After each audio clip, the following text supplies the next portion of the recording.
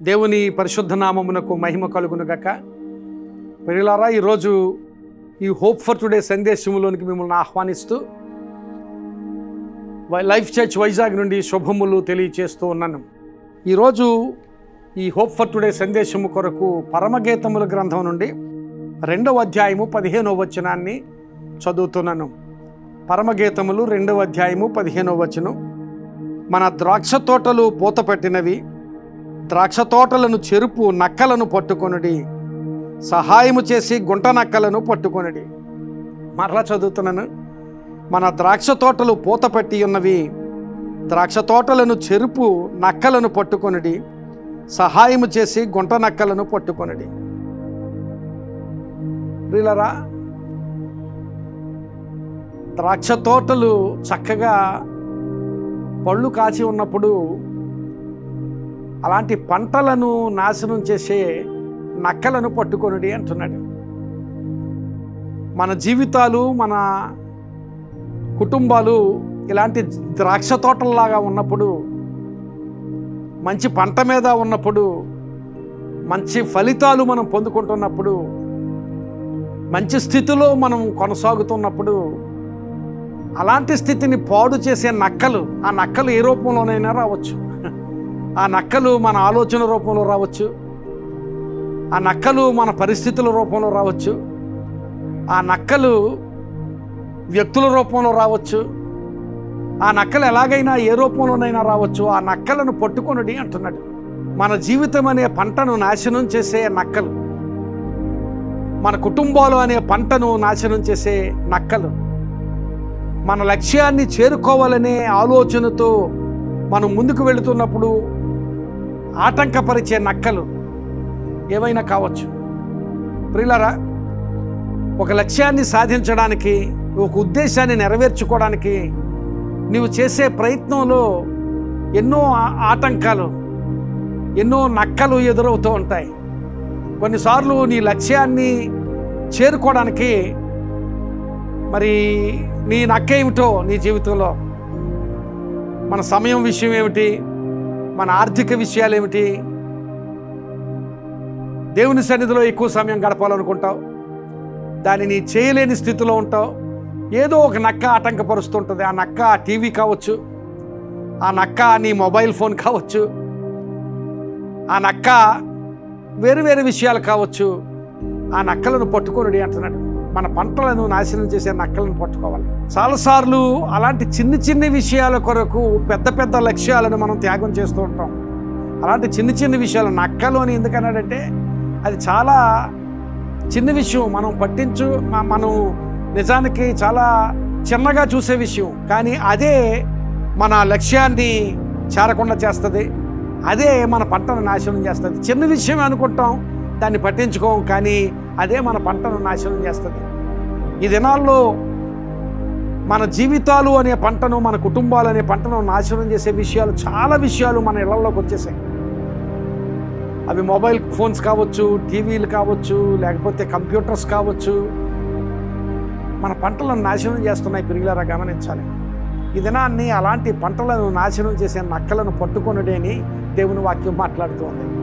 నీ జీవిత లక్ష్యాన్ని చేరాలంటే అలాంటి నక్కలను పట్టుకోవాలి. పాత నిబంధన గ్రంథంలో సొలొమోను తర్వాత సొలొమోను కుమారుడు రెహబాము అనే ఆయన రాజుగా పట్టాభిషేకం చేయబడ్డాడు. ఆ సమయంలో పెద్దవారు కొంతమంది రెహబాము దగ్గరికి వచ్చి, యవనస్తుడైన రెహబాము దగ్గరికి వచ్చి ఒక మంచి ఆలోచన, తన రాజరికంలో ప్రజలందరూ సమాధానంతో క్షేమంతో ఉండే ఆలోచన, తన రాజరికం చాలా కాలం నిలవబడే ఆలోచన చెప్పారు. ఆ ఆలోచన అలా ఉండగానే రెహబాము తన స్నేహితులను, తన వయస్సు వారిని, యవనస్తులను పిలిచి వారిని ఆలోచన అడిగితే వారు వాళ్ళ ఆలోచన చెప్పారు. రెహబాము మంచి ఆలోచన అయిన పెద్దల ఆలోచనను విడిచిపెట్టి రాజ్యానికి ఆశీర్వాదకరం కాని యవనస్తుల ఆలోచనను పరిగణలోనికి తీసుకున్నాడు. ఆ ఆలోచననే ఆ రాజ్యంలో ప్రవేశపెట్టాడు. దాన్ని బట్టి రెహబాము రాజ్యం చీలిపోయినట్లుగా దేవుని వాక్యంలో చూస్తాం. ఆ యవనస్తుల ఆలోచనలే నక్కల వంటివి. ఆ నక్కలను పట్టుకోలేకపోయాడు రెహబాము. అలాంటి నక్కలను పట్టుకోవాలి. అలాంటి నక్కలను పట్టుకొని అవి మనలను, మన లక్ష్యాన్ని పాడు చేయకుండా ఉండేటట్లుగా మనం జాగ్రత్త పడాలి. అది ఏదైనా కావచ్చు. సమయం విషయంలోనేమిటి, ధనం విషయంలోనేమిటి, మన కుటుంబ సంబంధాల విషయంలోనేమిటి, ఏ విషయంలోనైనా అలాంటి నక్కలు చొరబడుతున్నప్పుడు, నక్కలు ఎప్పుడు చొరబడుతూనే ఉంటాయి, కానీ ఆ నక్కల విషయంలో మనం జాగ్రత్త వహించాలి. నేను యూనివర్సిటీలో చదువుకుంటున్నప్పుడు చాలామంది స్నేహితులు, ఎక్కువ స్నేహితులు ఉండేవారు. పరీక్షలు సమీపిస్తున్నప్పుడు చదువుకోవడానికి స్నేహితుల వలన ఆటంకం కలుగుతూ ఉండేది. అది సామాన్యంగా జరిగేదే, సాధారణంగా జరిగేదే. అందుకని నేను ఒక పని చేస్తూ ఉండేవాడిని. నేను రూమ్లో ఉండి ఎవరి చేతైనా బయట తాళం వేయించుకుని ఆ తాళం నేను తీసుకుంటూ ఉండేవాడిని. కిటికీలోంచి తాళం తీసుకుని ఆ రూమ్ దగ్గరికి నన్ను కలవాలని వచ్చిన స్నేహితులకు తాళం వేసిన రూమ్ కనిపించేది. నేను లేను అని వెళ్ళిపోయేవారు, కానీ నేను లోపలే ఉండి చదువుకుంటూ ఉండేవాడిని. అలాగే నా పరీక్షల కోసం నేను చదువుకుంటూ ఉండేవాడిని. ఆ నక్కలను పట్టుకోవడం, ఆ నక్కలను మన జోలికి రాకుండా, మన పరిస్థితులకు ఆటంకం కలుగు చేయకుండా నక్కలను పట్టుకోవడం. అలాగూ కేవలం ఒక విషయంలో కాదు, మన జీవితంలో అన్ని రంగాల్లో కూడా నక్కలు ఉంటాయి. ఆత్మ సంబంధమైన విషయంలో ప్రార్థన చేసుకోవాలనుకుంటుంటాం. ఆ సమయంలో ఎవరో నీ సమయాన్ని దొంగిలించడానికి, నీ సమయాన్ని వృధా చేయడానికి వస్తుంటారు. లేకపోతే ఏదో ఆలోచన వస్తుంటుంది ఆ సమయాన్ని వేరే విధంగా మరి గడపడానికి. లేక వాక్యం చదువుకోవాలనుకుంటావు, దాన్ని ఆటంకపరచడానికి ఏదో ఒక ఆలోచన, ఏదో పరిస్థితి ఏర్పడుతుంది. అలాంటి నక్కలను పట్టుకోవాలి. పంటలను పాడు చేసే నక్కలు చిన్న చిన్నగా కనిపిస్తాయి అవి, కానీ అవే పంటనంతటిని నాశనం చేస్తాయి. కనుక ఈరోజు దేవుడు నీతో మాట్లాడుతున్నాడు.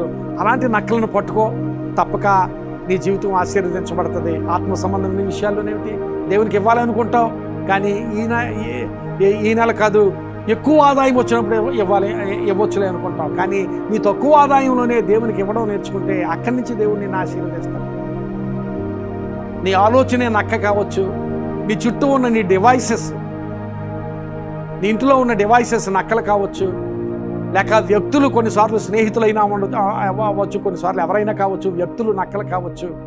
ఆ నక్కలను పట్టుకుంటే మనం మన లక్ష్యాన్ని చేరడానికి, మన ఉద్దేశాలు నెరవేర్చుకోవడానికి, దేవుని సన్నిధిలో యోగ్యంగా కనబడడానికి, మనం ఆశీర్వదించబడడానికి అవకాశం ఉంటుంది. అలాంటి ఆశీర్వాద స్థితి దేవుడు నీకు దయచేసి నీ జీవితంలో ఆటంకాలు కలుగు చేస్తున్న నీ పంటను, నీ జీవితం అనే పంటను, నీ కుటుంబం అనే పంటను తినివేసి నాశనం చేస్తున్న నక్కలను పట్టుకునేటట్లుగా దేవుడు నిన్ను, నీ కుటుంబాన్ని ఆశీర్వదించునుగాక. ప్రార్థన చేసుకుందాం. కృపగల మా ప్రభువా, పరిశుద్ధుడా, నిజమే ప్రభువా, మా జీవితాల్లో మా లక్ష్యాలు చేరకుండా, మేము అనుకున్నవి నెరవేరకుండా ఎన్నో ఆటంకాలు నక్కల వలె మా చుట్టూ చేరుతున్నాయి ప్రభువా. అలాంటి నక్కలను పట్టుకోగలిగే స్థితి, మా పంటలను పాడు చేసే నక్కలను పట్టుకోగలిగే స్థితి మాకందరికీ దయచేయమని, అట్టి ఆశీర్వాద స్థితితో ఈ మాటలు విన్నవారిని అందరినీ దీవించమని, వారిని, వారి కుటుంబాలను ఆశీర్వదించమని, వారి అవసరతలోనూ సమస్యల్లోనూ మీ సహాయం దయచేసి నీ కృప వారి జీవితాల్లో, వారి కుటుంబాల్లో విస్తరింపచేయమని యేసు నామమున అడుగుచున్నాను తండ్రి. ఆమేన్. God bless you friends. May this message be a blessing to you and to your family.